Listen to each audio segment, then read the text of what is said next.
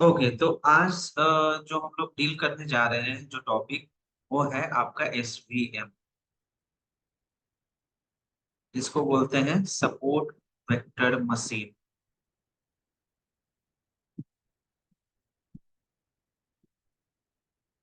ठीक है। Support vector machine basically क्या करता है, आपके classification problem as well as regression problem को सॉल्व आउट करता है। तो क्लासिफिकेशन प्रॉब्लम को जो सॉल्व आउट करता है उसको बोलते हैं हम लोग एसवीसी। क्या मतलब? Support vector classifier.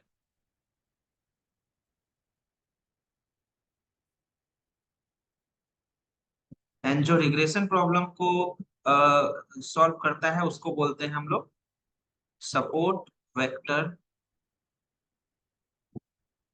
रिग्रेसर, मतलब एसवीआर। ठीक है। अब देखते हैं इसमें क्या क्या चीजें हम लोग डील कर सकते हैं। ठीक है। अब ऑल टुगेदर ये सॉल्व करने से पहले आपको मैंने बताया कि क्या करता है ये, किस के प्रॉब्लम को सॉल्व करता है ये। Basically classification and regression problem. अब ये कैसे सॉल्व आउट करता है वो हम चीजों को समझेंगे ऑल टुगेदर। तो कुछ बेसिक कॉन्सेप्ट को ध्यान में रख लेते हैं। एंड प्रीवियस जो मैंने लॉजिस्टिक रिग्रेशन का बताया था उसमें एक चीज मिस्टेक हो गया था बोलने में, उसको मैं आज करेक्टिफाई कर दूंगा। ठीक है। तो जैसे देखिए, बेसिक आपका क्या है, बेसिकली ये सपोर्ट वेक्टर रिग्रेशन और क्लासिफायर में हम लोग अभी तक क्या करते आ रहे हैं। एक चीज हम लोगों ने हमेशा करा है, लाइन को ड्रॉ करना और ये लाइन का इक्वेशन निकालना। कैसे? y equal to m x plus c. ठीक है। या हम लोग लिख लेते हैं y equal to beta naught plus beta one x. ठीक है। तो मैंने पिछले क्लास में इसको बोल दिया था कोएफिशिएंट। ठीक है। बट कोएफिशिएंट ये नहीं होता है, कोएफिशिएंट यहाँ पे जो ये दिख रहा है ना एम, वो होता है। अब कैसे होता है कोएफिशिएंट वो देख लेते हैं। इसको तो हम लोग इंटरसेप्ट बोलते हैं। मैंने ये मिस्टेक करा था लॉजिस्टिक रिग्रेशन में, तो आप उसको करेक्टिफाई कर लीजिएगा। ऑल द वे रिकॉर्डिंग हो गया है, बट कोई नहीं। ठीक है। अब ये कैसे कोफिशिएंट कहलाता है? आप बोलोगे सर ये तो स्लोप है, ये इंटरसेप्ट है, तो कैसे कोफिशिएंट कहलाता है? तो इसके लिए आपने मे भी बचपन में पढ़ा होगा 9th 10th 11th में, कि जैसे देखिए y equal to m x plus c है। ठीक है। अब अगर मैं, ये तो आपका प्रॉपर लाइन का है, अगर लेकिन मैं आपको अगर बोलूं कि इक्वेशन ऑफ लाइन रियल में कैसा होता है, तो आप ये बोलोगे a x plus B Y plus C equal to zero. अगर आपको रियल में थोड़ा याद होगा, इक्वेशन ऑफ लाइन ये होता है। अब इसी में से हम लोग y को अलग कर देते हैं, x को अलग करते हैं, वो चीज करते हैं। कैसे करते हैं? तो आपको क्या करना है, जो ये बी वाई है, बी वाई को इधर रखिए। ठीक है। और इधर ए एक्स और सी को उधर ले जाइए, माइनस ए एक्स माइनस सी। ठीक है। अब आपको क्या करना है, y इक्वल टू, सबको आप b से डिवाइड कर दीजिए। इधर भी b से डिवाइड करेंगे तो b हट जाएगा, तो यहाँ पे क्या आएगा, minus A by B X. और यहाँ पे क्या आएगा, माइनस सी बाई बी। तो ये जो माइनस ए बाई बी है, ये जो माइनस ए बाई बी है, इसको हम लोग बोलते हैं कोफिशिएंट। जो कि मैंने पिछले क्लास में सी को बोल दिया था, उसको आप करेक्टिफाई कर लीजिएगा प्लीज। ठीक है। तो कोफिशिएंट किसको बोलते हैं, माइनस ए बाई। ठीक है। इस टर्म में क्या देखेंगे हम लोग, किस तरीके से देखेंगे, इस तरीके से देखेंगे। तो यहाँ पे ए के साथ में, ए के प्लेस में क्या आता है, एम एक्स आता है, तो माइनस एम बाई बी क्या हो जाएगा, कोफिशिएंट हो जाएगा। ठीक है। और ये जो माइनस सी बाई बी है, इसको बोलते हैं हम लोग इंटरसेप्ट। ठीक है, इंटरसेप्ट बोलते हैं। अब यहीं पे ये हो जाता है कि अगर मान लेते हैं बी की वैल्यू वन हो गई, ठीक है, तो यही इक्वेशन ऑफ लाइन हो गया, y equal to m x plus सी।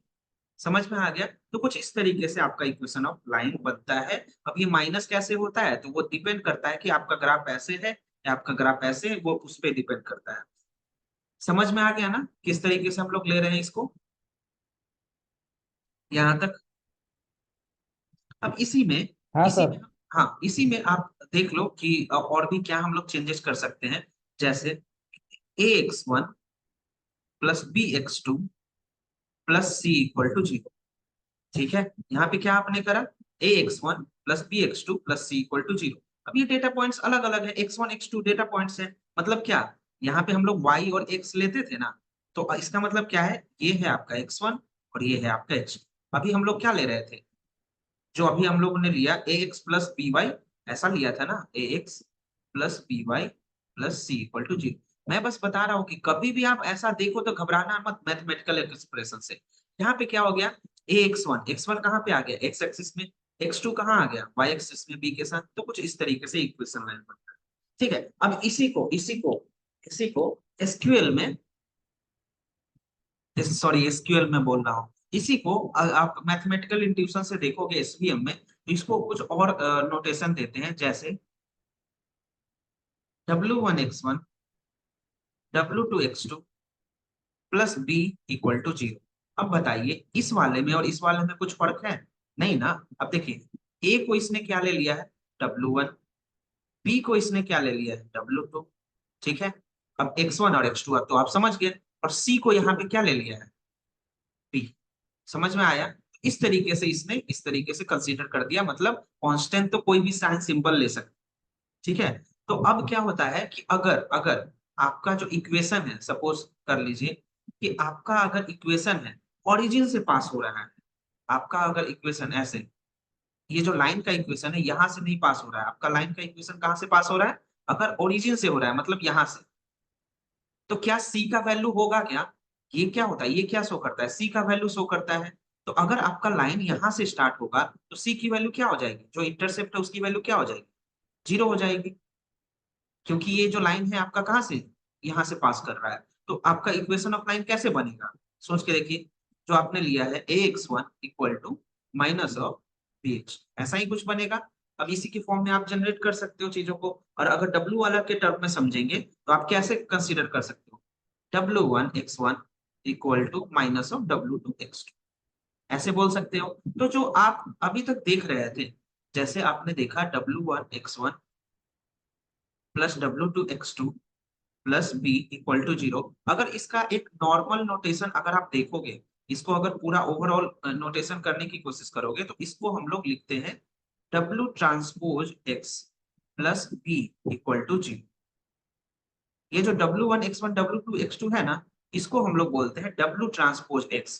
क्यों बोलते हैं ट्रांसपोज, मतलब आप समझते हो ना, रो कॉलम कॉलम रोज, तो इसलिए इसको डब्ल्यू ट्रांसपोज बोल दिया गया। अगर इसका एक्सपेंशन अगर आपको आपसे पूछेगा तो एक्सपेंशन क्या होगा, W1 x1 plus W2 x2, और बी का बी तो आ गया। तो अगर आपका अगर अब मैं पूछूं कि अगर आपका लाइन एक्सिस से पास हो रहा है, जीरो एक्सिस से पास हो रहा है, ओरिजिन से पास हो रहा है, ये होता है ओरिजिन, तो आपका इक्वेशन ऑफ लाइन किस तरीके से जाएगा, मतलब इसको ये लिखते हैं, if line passes through origin, तो क्या हो जाएगा, W transpose X equal to zero, ऐसा हो जाएगा ना, क्योंकि बी तो जीरो हो गया आपका, तो ये आपका इक्वेशन ऑफ लाइन बनता है। ठीक है, तो इस तरीके से आप इसको कंसीडर करते हो। यहां तक का मैथमेटिकल इंट्यूशन आई होप आपको समझ में आ गया होगा।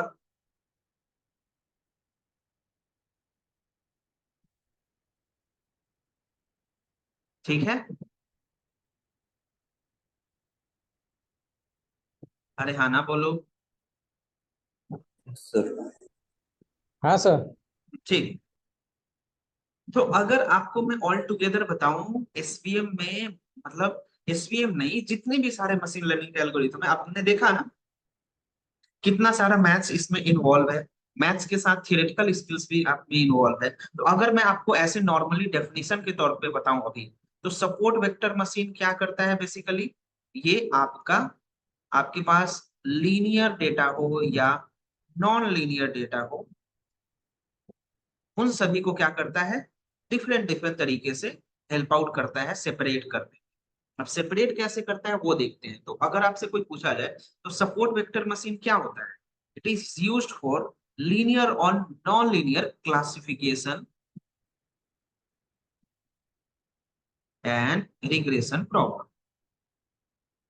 ठीक है, it is used to separate out, और it is used to we can say classify out, like whatever your class is, मतलब क्लास आप कौन से क्लास से बिलोंग कर रहे हो, ए क्लास या बी क्लास, आप कौन से यस से बिलोंग कर रहे हो या नो से बिलोंग कर रहे हो, ये सारा क्लासिफिकेशन होता है। और रिग्रेशन में क्या होता है, जो हम लोगों ने पढ़ा था अभी तक, mean square error, mean absolute error, जो आपका नॉर्मली एक्चुअल डेटा है, प्रिडिक्टेड डेटा है, वो सारा चीज हम लोग देखें।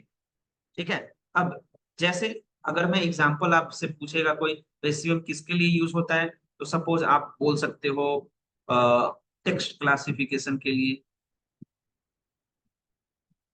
ठीक है। आप ऐसा बोल सकते हो स्पैम डिटेक्शन के लिए, मेल में स्पैम है नहीं है, ये सारा चीज। ठीक है। और भी बेसिकली अगर आप देखोगे तो एरर डिटेक्शन के लिए भी कर सकते हैं हम लोग उसको। ठीक है। तो बहुत सारे जितने भी क्लासिफिकेशन आपने लॉजिस्टिक रिग्रेशन में देखे हैं, वेदर डिटेक्शन और ये सारा चीज, वो एसीएम भी सॉल्व आउट करता है। ठीक है। अब देखते हैं बेसिकली क्या होता है कि अगर एसवीएम के पास आउटलायर आ जाए, एसवीएम के पास आउटलायर आ जाए, तो वो क्या करता है, उसको भी सॉल्व आउट कर देता है। आउटलायर आई होप आपको समझ में आ जाता होगा आउटलायर क्या होता है, तो एसवीएम उसको भी सॉर्ट आउट कर देता है। ठीक है। अब ये कैसे करता है, ये कैसे करता है, उन सारे टर्मिनोलॉजी को हम लोग देखने जा रहे हैं। ठीक है। तो इसके बाद हम लोग आते हैं कुछ मैथमेटिकल इंट्यूशन पे एंड देन चीजों को सॉल्व आउट करते थे। आई होप आपको समझ में आ गया किस तरीके से हो रहा है यहाँ पे सारी चीजें। ठीक है। तो सॉरी, तो कैसे ये चीजों को सॉल्व आउट करता है सपोर्ट वेक्टर मशीन में। तो अब मैं आपको समझाने जा रहा हूँ इसका कुछ मैथमेटिकल इंट्यूशन। उससे पहले मैं थोड़ा सा सोच रहा हूँ कि थियोरेटिकली आपको चीजें बता दूं। तो देखिए सपोर्ट वेक्टर मशीन जब भी आप पढ़ोगे, सपोर्ट वेक्टर रिग्रेसर या क्लासिफायर जब भी आप पढ़ोगे, तो आपको 5 टर्म आपको ध्यान रखने होंगे। कौन कौन से टर्म, मैं पहले थियोरेटिकल स्किल्स बता देता हूँ। एक होता है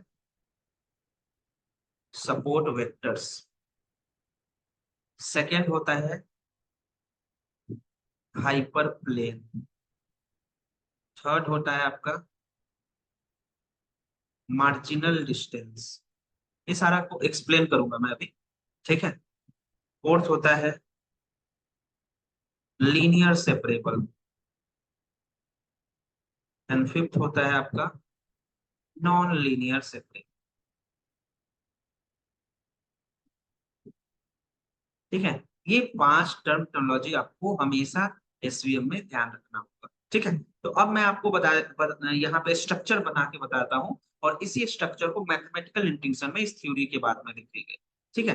तो एसवीएम किस तरीके से आपके स्ट्रक्चर को बनाता है, तो देखिए मतलब ये सीधा लाइन रहता है। ठीक है। तो जैसे क्या हुआ यहाँ पे, ये आपका एक्स एक्सिस, ये आपका वाई एक्सिस। ठीक है। अब देखिए यहाँ पे है आप कुछ डेटा पॉइंट्स। ठीक है। यहाँ पे कुछ आपके है डिफरेंट डेटा पॉइंट्स। ठीक है। अब क्या करता है यहाँ पे, ये मैं स्ट्रक्चर बनाता हूँ और इसको एक्सप्लेन करूंगा कि इसका मतलब क्या होता है।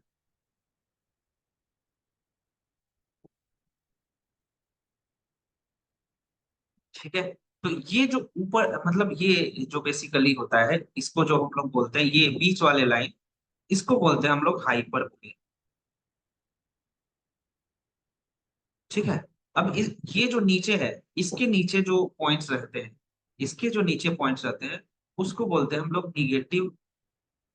और इसके जो ऊपर पॉइंट्स रहता है, मतलब इस वाले पॉइंट के ऊपर जो रहता है, उसको बोलते हैं हम लोग पॉजिटिव। ठीक है। ये होता है पॉजिटिव और ये होता है निगेटिव। ठीक है। अब कैसे ये किस चीज को डिटरमाइन करने के लिए होता है कि अगर अगर ये जो हाइपर प्लेन है, हाइपर प्लेन से जो नीचे वाला लाइन है, वो होगा जो भी क्लास ए क्लास बी जो भी आप लेना चाहोगे, वो होता है एक अलग क्लास, और ये वाला होता है अलग क्लास। ठीक है। ये क्या होता है, ये होता है डिफरेंट क्लास और ये होता है डिफरेंट क्लास। अब इसमें कैसे हम लोग प्रॉब्लम को सॉल्व आउट करते हैं वो देखते हैं। अब यहाँ पे जो आपको दिख रहा है, इस पूरे को अगर कंसीडर करेंगे, तो इसको बोलते हैं हम लोग मार्जिन। अगर आप ये हाइपर प्लेन से ऊपर की तरफ ये वाले में जाओगे, और हाइपर प्लेन से नीचे वाले में इस तरफ जाओगे, तो इन दोनों के कॉम्बिनेशन को हम लोग क्या बोलते हैं, मार्जिन। ठीक है। क्या बोलते हैं, मार्जिन बोलते हैं। अब देखिए इसमें किस तरीके से इसमें और भी चीजों को सॉल्व आउट करते हैं। तो देखिए इसका थ्योरेटिकल स्किल्स हम लोग देख लेते हैं, एंड देन देखते हैं इसमें कैसे कैसे चीजें होती हैं। तो जो आपका सपोर्ट वेक्टर मशीन होता है,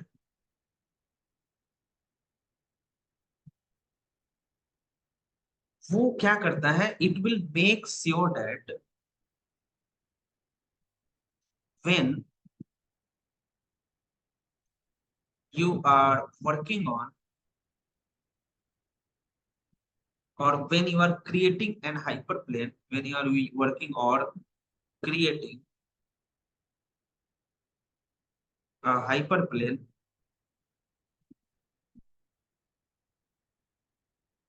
along with that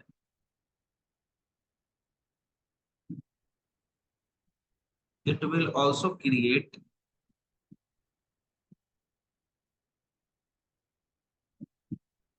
two margin lines. मैं आपके लिए पूरा थ्योरेटिकल स्किल्स, इसको जब आप पढ़ोगे ना तो पूरा ऊपर वाला समझ में आ जाएगा. It will create what, two margin lines, and these two margin lines will be having some distance. This margin line will be having some distance. So it will be easily linearly separable for both classification points.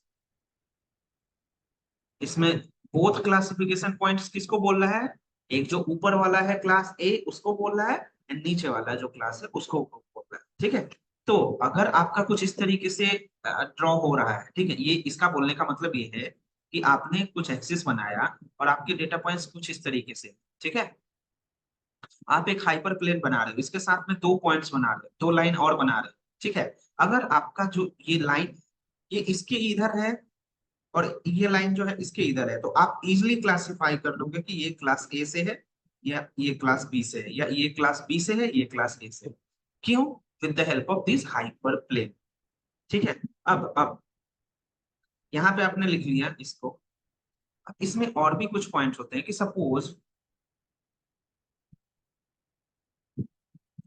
We will consider one hyperplane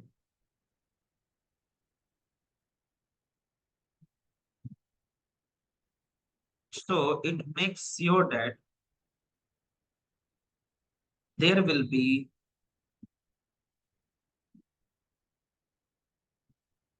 one more plane parallel to that particular hyperplane.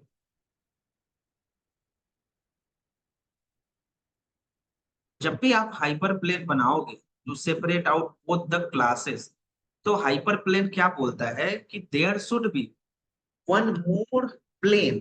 उसको hyperplane नहीं बोलेंगे, there will be one more plane that will be parallel to that hyperplane. मतलब क्या कि आप अगर hyperplane ऐसे बना रहे हो तो ये बोलता है कि एक और प्लेन होना चाहिए दोनों तरफ जो कि इन दोनों डेटा पॉइंट को सेपरेट आउट कर रहा है. ठीक है,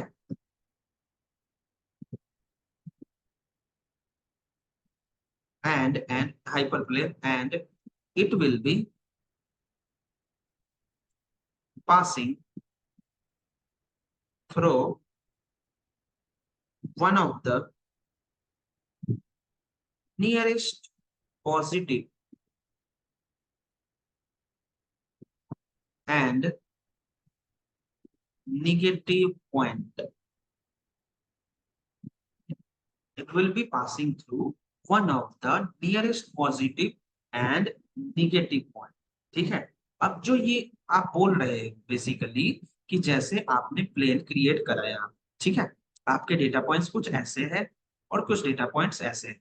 आपने एक हाइपर प्लेन बनाया, आपने एक पैरेलली पॉइंट भी बनाया, ठीक है. ये बोल रहा है कि इसके आसपास में जो नियरेस्ट एक पॉइंट्स होंगे, इधर इस पे भी हो सकते हैं या इससे नियरेस्ट हो सकते हैं, इसमें भी जो आपके पॉइंट्स हैं नियरेस्ट कोई ना कोई एक पॉइंट हो.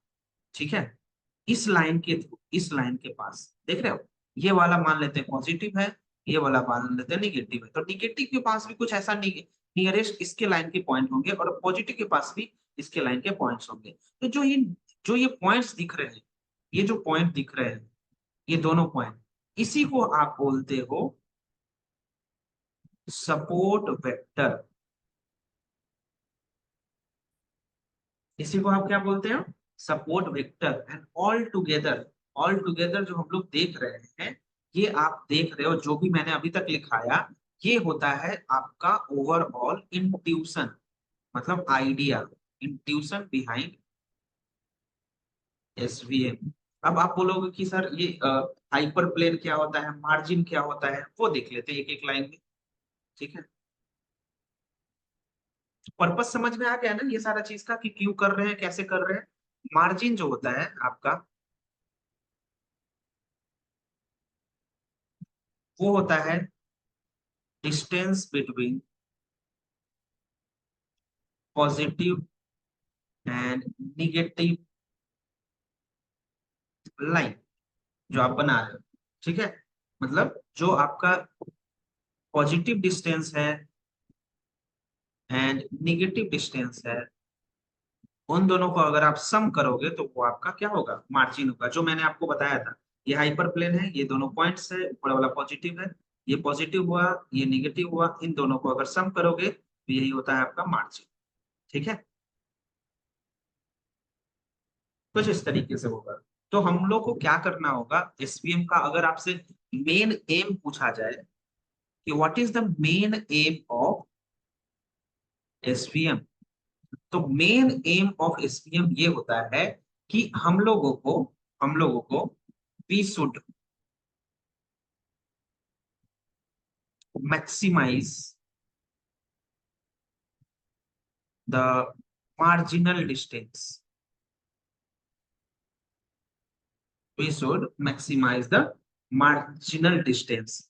अगर आप मार्जिनल डिस्टेंस को मैक्सिमाइज करोगे तो आपको इससे क्या फायदा होगा कि आपको जो डेटा पॉइंट्स है यहाँ पे, उसको क्लासिफाई करने में बहुत इजी होगा। अगर आप सोच के देखो कि आपने ये हाइपर प्लेन बनाया और आपका मार्जिन कुछ इस तरीके से, आपका मार्जिन कुछ इस तरीके से, ठीक है, और आपके जो डेटा पॉइंट्स है वो कुछ ऐसे आ गए, ऐसे आ गए।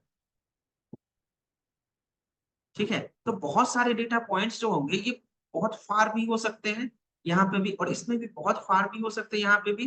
तो ये इसको पूरा रिकॉग्नाइज नहीं कर पाएगा। तो इसके लिए क्या बोला जाता है कि आप, ये जो मार्जिन है जितना ज्यादा होगा उतना ज्यादा डेटा पॉइंट्स कवर अप हो जाएगा। तो ये बोला जाता है कि मेन एम होता है कि आपको हमेशा मार्जिनल डिस्टेंस को बढ़ाना चाहिए विथ रिस्पेक्ट टू एसवीएम। ठीक है, अब ये किस तरीके से होता है, कैसे, अब किसको डेटा पॉइंट्स बोलते हैं? तो जैसे आपने अभी तक बनाया था, ये आपका एक्स एक्सिस था, ये आपका वाई एक्सिस था, आपने हाइपर प्लेन बनाया था, आपने पॉजिटिव मार्जिन और निगेटिव मार्जिन बनाया था। अब देखिए, ये जो है, इसको अगर मैं D1 बोल रहा हूँ और ये वाले डिस्टेंस को मैं D2 बोल रहा हूँ, ये वाला पॉजिटिव डिस्टेंस है, ये वाला निगेटिव डिस्टेंस है। ठीक है, तो अब इसमें अगर अगर मैं बताऊं आपको सेलेक्ट करने की बारी आई, तो अगर आप देख रहे हो D2 अगर बहुत ज्यादा है D1 से, तो किसको हम लोग सेलेक्ट करेंगे? D2 will be selected. अब इससे क्या होगा, किसको फायदा हो जाएगा? जो ये वाला क्लास है, नीचे वाला जो क्लास है, what ever it will be, वो सेलेक्ट हो जाएगा और उसको फायदा होगा। ठीक है, अब अगर आप ये जो आप सारा चीज डील कर रहे हो, आपको क्या पता चल रहा है ये कौन से डायमेंशन में डील कर रहे हो? 3D डायमेंशन में। तो अगर आप 2D डायमेंशन में काम कर रहे हो, ठीक है, तो जो ये लाइन बनता है उसको हम लोग बोलते हैं प्लेन। अब समझ में आपको आ जाएगा। अगर हम 3D में डील कर रहे हैं तो इसी को आप बोलते हो हाइपर प्लेन। ठीक है, तो ये जो आप डील कर रहे हो ये किस में कर रहे हो? एक्स एक्सिस, वाई एक्सिस, और ये वाला जेड एक्सिस की तरह काम कर रहा है, तो उसको बोल रहे हैं हम लोग हाइपर प्लेन। ठीक है, तो अगर आप 3D में या 4D में जिसमें भी काम कर रहे हो, इसको हम लोग बोलते हैं हाइपर प्लेन। तो वो नॉर्मल प्लेन ही की तरह दिख रहा है ये ऐसे लाइन, लेकिन रियलिटी में ऐसा नहीं है, रियलिटी में कुछ इस तरीके से रहता है। ठीक है, रियलिटी में कुछ इस तरीके से रहता है आपका। तो अगर मैं आपको ये सारा चीज मैंने आइडेंटिफाई कर दिया, तो अगर मैं आपको डेफिनेशन के तौर पे बताऊं, तो सपोर्ट वेक्टर जो मैंने आपको बताया, कौन सा पॉइंट बताया? Support vector. तो वो सपोर्ट वेक्टर कैसा होता है? ये आपका हाइपरप्लेन, ये दोनों पॉइंट्स, इससे नियरेस्ट में जो पॉइंट्स होंगे, इससे नियरेस्ट में जो पॉइंट होंगे, उसको बोलते हैं हम लोग सपोर्ट वेक्टर। तो अगर मैं डिफाइन करने का कोशिश करूं, तो like it is the points, either ये पॉइंट सिंगल हो सकते हैं और मल्टीपल हो सकते हैं, विच इज और आर, सिंगल हो सकता है तो इज, और मल्टीपल तो आर, विच इज और आर पासिंग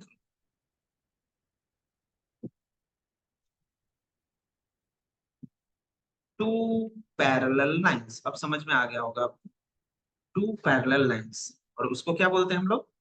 पॉजिटिव और निगेटिव जो पैरेलल लाइंस है उसको मार्जिन भी बोल देंगे, अगर दोनों को कंबाइन कर देंगे तो।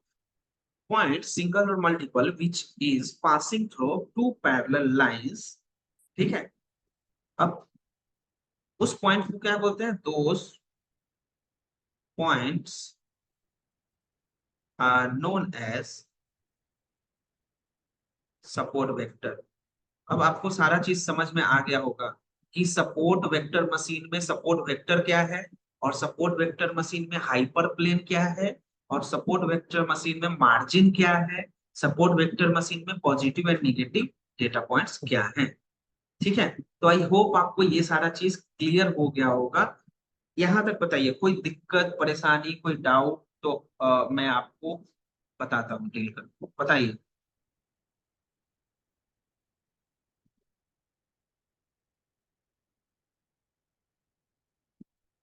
बताइए। नहीं सर। ठीक है। No sir. देखिएगा, मतलब इसको मैं ऐसा नहीं बोल रहा कि एक बार में समझ में आ जाएगा। आप इसको देखिएगा कि किस तरीके से सॉल्व आउट कर रहे हैं हम लोग प्रॉब्लम। ठीक है। अब आते हैं हम लोग इसके मैथमेटिकल इंट्यूशन पे और देखते हैं कि कैसे हम लोग इसको सॉल्व आउट करते हैं। थ्योरेटिकल इंट्यूशन सारी चीजें समझ में आ गई। देखिए, मैं डायरेक्टली भी बता सकता था, कोई दिक्कत नहीं था, बट इतना सारी चीजें समझने का भी इंपॉर्टेंस होता है। ठीक है। तो अगर मैं इसके मैथमेटिकल इंट्यूशन में पूरा ओवरऑल आ जाऊं कि किस तरीके से इसमें वैल्यू डेटा पॉइंट्स कैसे कंसीडर होते हैं, कैसे कैसे आते हैं, वो देखते हैं। ठीक है। तो मैंने ये हाइपर प्लेन बना दिया, अभी एक्सिस नहीं बना रहा। ठीक है। देखिएगा यहाँ, अब ये जो है कुछ इस तरीके से, ठीक है, W1 W2 वाला ये फॉर्म आपको पता ही है। ठीक है। अब ये वाला जो पॉइंट जा रहा है कुछ इस तरीके से जाएगा। अब जो भी डेटा पॉइंट्स है इसके एंगल के थ्रू, मतलब हम लोग देख लेते हैं, मान लेते हैं यहाँ पे डेटा पॉइंट्स है, यहाँ पे डेटा पॉइंट्स है, यहाँ पे डेटा पॉइंट्स है, यहाँ पे डेटा पॉइंट्स है, यहाँ पे है, यहाँ पे। ठीक है। तो ये जो होगा बेसिकली यहाँ से यहाँ जो होगा वो 90 डिग्री का होगा। अब ये डेटा पॉइंट्स कुछ एंगल पे होगा, ये डेटा पॉइंट्स कुछ एंगल पे होगा, ये डेटा पॉइंट्स कुछ एंगल पे होगा, ये भी कुछ एंगल पे। वो निगेटिव और पॉजिटिव क्यों बनता है वो मैं बता रहा हूँ, और ये भी कुछ एंगल पे। ठीक है। अब आपको पता होगा इस पॉइंट का, ये जो पॉइंट है इसका, इस लाइन के थ्रू इक्वेशन क्या होगा, ये आपने बचपन में पढ़ा होगा। हम लोग ऐसे क्या करते हैं, इक्वेशन निकालने के लिए इस लाइन से परपेंडिकुलर डिस्टेंस लेते हैं, तो ये भी क्या होता है, 90 डिग्री। ठीक है। अब ये बेसिकली क्या, ये डिस्टेंस आपको फाइंड आउट करके देता है। तो इस पॉइंट को हम लोग क्या बोलेंगे, सपोज अगर बोलना भी होगा तो इस पॉइंट को हम लोग क्या बोल सकते हैं, परपेंडिकुलर पॉइंट 1, और ये होगा x1 y1। ठीक है। ऐसे पॉइंट ले लिया, ये x है और ये y है, तो इस पॉइंट को मैं बोल रहा हूँ x1 y। ठीक है। अगर इसको मैं ले लूंगा तो क्या बोल लूंगा, x2 y2, इसको ले लूंगा तो x3 y3। ऐसे मैं कंसिडर कर रहा हूँ। यहाँ जो ये जो एंगल है, ये जो इधर का एंगल है, इसको हम लोग क्या, ये एंगल जो है लेस देन 90 का है।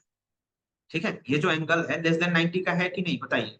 ये 90 है तो ये क्या है, मे बी 60 होगा या 45 होगा, 30 होगा, तो ये एंगल लेस देन 90। जो इधर साइड का इक्वेशन, जो नीचे वाला है, वो एंगल है मोर देन 90। ठीक है। अब इसका अगर मैं डिस्टेंस निकालू सपोज, तो मैंने क्या कर दिया, ये पर्टिकुलर डिस्टेंस कर दिया यहाँ पे। ठीक है। और मैंने इसको ले लिया P2 x2 y। ठीक है। ये आपका डिस्टेंस हो गया। और इसी को बोलते हैं हम लोग, जो ये बन रहा है, इसको बोलते हैं हाइपर प्लेन, और एक और नाम बोल सकते हैं पाई प्लेन। पाई का ये सिंबल है, पाई प्लेन। ठीक है। तो हमें क्या करना है, हमें क्या करना है, we have to find distance of point from plane। यही मैंने बोला ना, इस लाइन से इसका डिस्टेंस क्या है, इस लाइन से इसका डिस्टेंस क्या है। ठीक है, तो ये किस तरीके से आपका निकलेगा देख ले। आई होप ये मैथमेटिकल इंट्यूशन सारा सही मतलब आपको समझ में आया। तो अगर अगर मैं आपको बताऊं किस तरीके से ये निकलेगा, तो डिस्टेंस ऑफ पॉइंट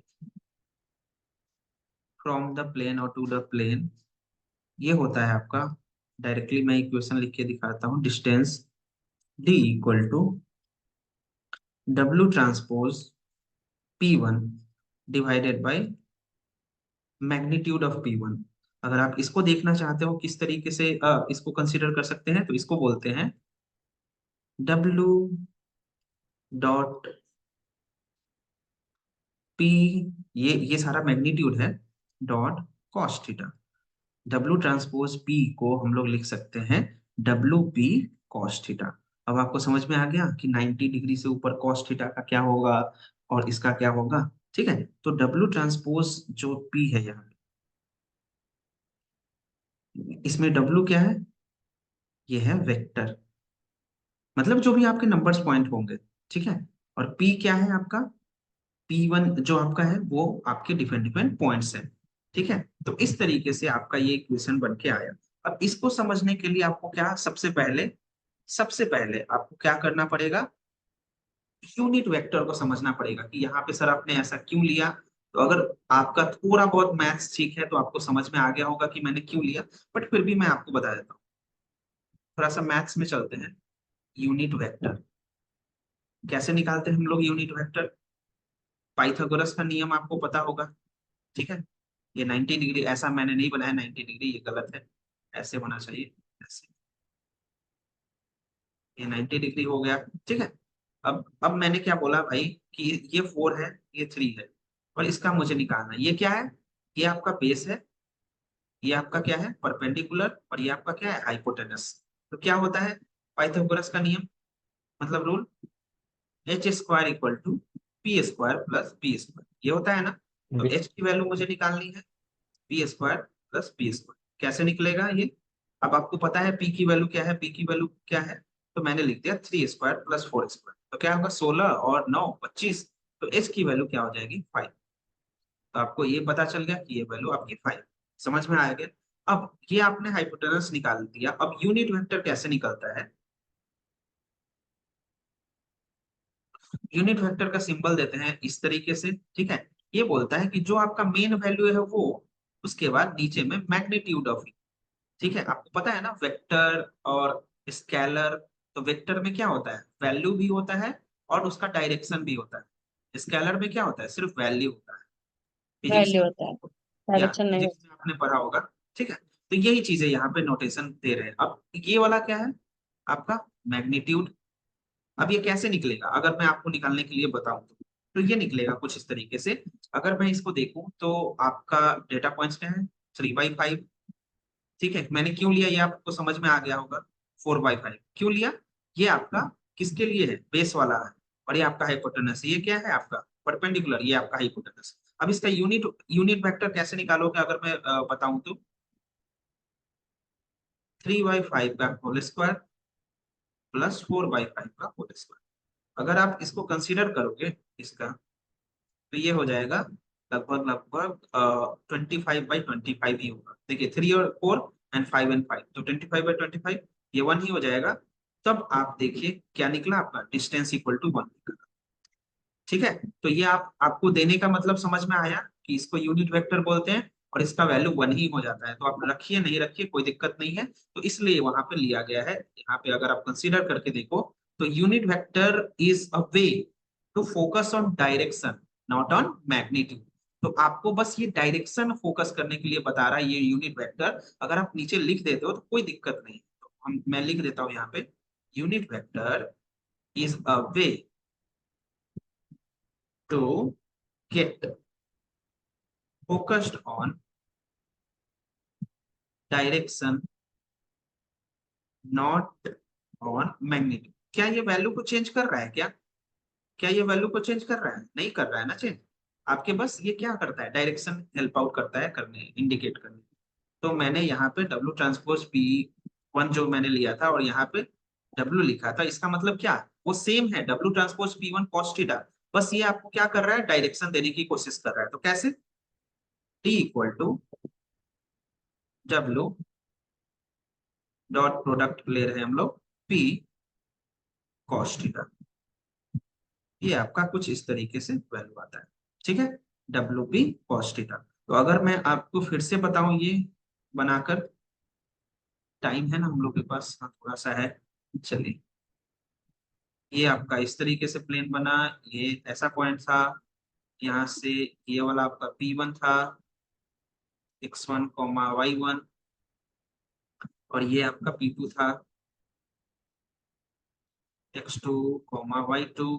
ठीक है, अब यहाँ से जिस तरीके से एंगल बन रहा है, यहाँ से कुछ इस तरीके से एंगल बन रहा है। ठीक है, तो पॉइंट जो एबव द प्लेन है, ये प्लेन है, इसके एबव में, उसका इक्वेशन क्या हो जाएगा देखते हैं। तो पॉइंट एबव द प्लेन मतलब थीटा जिसका लेस देन 90। ठीक है, तो इसमें क्या होगा, कॉस थीटा जो होगा वो होगा पॉजिटिव। अब ये बताने की जरूरत नहीं पड़ेगी ना कॉस थीटा का एंगल कैसे क्या निकल रहा है। एंड जो पॉइंट बिलो द प्लेन, उसमें क्या होगा, थीटा की वैल्यू मोर देन 90, तो cos theta will be negative. ठीक है, ये चीजें आपको आई होप पता होगा ना। तो इसलिए इसलिए वो जो पॉजिटिव और निगेटिव मैं बोल रहा था, इसलिए बोल रहा था कि if any point falling above the plane then theta must be positive। ठीक है, मोर देन 90, तो इसको बोल देंगे positive point. And if any point falling below, तो इसमें क्या हो जाएगा, थीटा, सॉरी इसमें लेस देन होगा ना, थीटा लेस देन 90, इसमें थीटा मोर देन 90, तो इसको बोल देंगे हम लोग नेगेटिव। समझ में आ गया किस तरीके से? तो हम लोग के पास ज्यादा अभी टाइम यहाँ पे नहीं है, इसके आगे मैं एक्सटेंड नहीं करता हूँ। तो आई होप आपको आज का इंट्यूशन समझ में आ गया, यही से हम लोग नेक्स्ट कंप्लीट करेंगे, अभी कंप्लीट नहीं हुआ है। ठीक है, तो ऑल टुगेदर आई होप आपको ये सारी चीजें समझ में आई, हम लोगों ने क्या क्या करा आज मैथमेटिकल इंट्यूशन के बेसिस। ठीक है।